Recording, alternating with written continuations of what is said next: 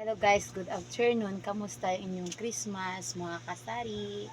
Sa akin okay lang. Kahit parang ramdam din natin yung bintahan ng ating tindahan ngayon at saka yung nakaraang taon. Ay, yung sa ngayon, yung bintahan natin medyo hindi kagaya ng nakaraang taon na malakas yung bintahan ko dito. Pero okay lang na sa ngayon, malakas pa rin. Kaso lang, yung baga naramdaman mo nga, nag-iba talaga.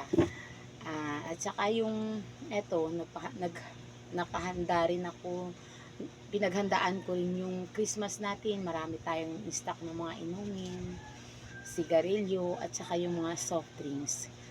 Kagaya nga nito, nag-stock na rin ako ng mga mga Coke na 1.5 na Coke, Sprite, at saka Royal. May kotere din tayo. Marami tayong in-stock ng mga beer dyan. Yung beer ko na nasa higit sa 20 kahon, yung natira na lang dyan is mga ano na siguro, mga 10 kahon na lang yung natira. Pero okay pa naman para sa ating New Year, darating na New Year. At saka yung soft drinks natin, marami ako soft drinks kasi nga Mountain Dew at saka yung Coke. Pag diskarte ko lang dyan yung bote, hindi ko pinapadala sa kanila yung bote. Kasi pag nagka ano na kasya na isang kahon na ang bote ko, pupunta talaga ako kaagad. Yung mga anak ko, utosan ko na yung pumunta doon sa wholesaler. Doon na sila bumibili ng pandagdag ko sa aking mga soft drinks. Kaya hindi ako nagpakawala ng mga soft drinks dito. Marami ako ini-stock. Yan. Yan lang kasi yung diskarte natin yung para hindi tayo maubusan ng stock. Para pag naghanap yung mga customer natin, may ibibigay tayo. Yan lang guys, no? Sa inyo siguro, sa inyo, kamusta? Siguro, mas okay. Yung sa akin, okay lang naman. Kasi nga, nakabinta tayo ng hindi kagaya ng isang taon na malaki talaga yung nabinta natin.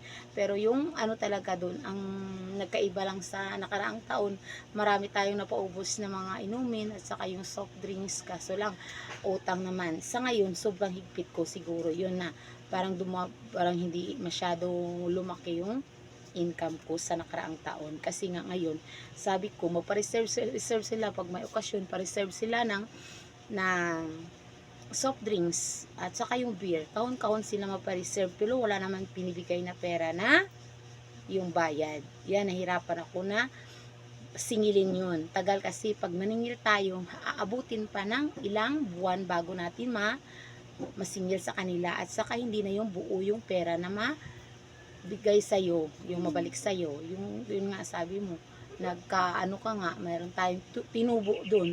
Yung tubo natin parang installment pa hindi natin naramdaman na malaki yung tinubo natin doon sa ating mga produkto dito.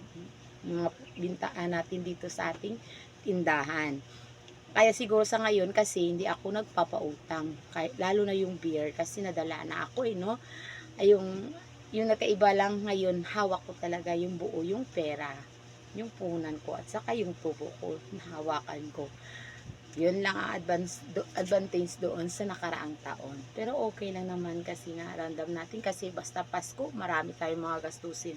Lalong-lalo na dito, maraming mga event sa school dito sa barangay. Kaya nga siguro at saka yung mga ngayon, yung mga tao na hindi nagbabakasyon, hindi na sa umuwi dito, konti lang nagbabakasyon, kaya siguro konti yung income natin. Yun lang guys, no, kasi update naman tayo guys, kahit nga siguro sa atin, lahat naman sa atin siguro busy yan, lalo na ako, busy talaga dito sa aking tindahan at saka meron pa akong inaasikaso na trabaho ko rin, no? Yung pag mga pedicure.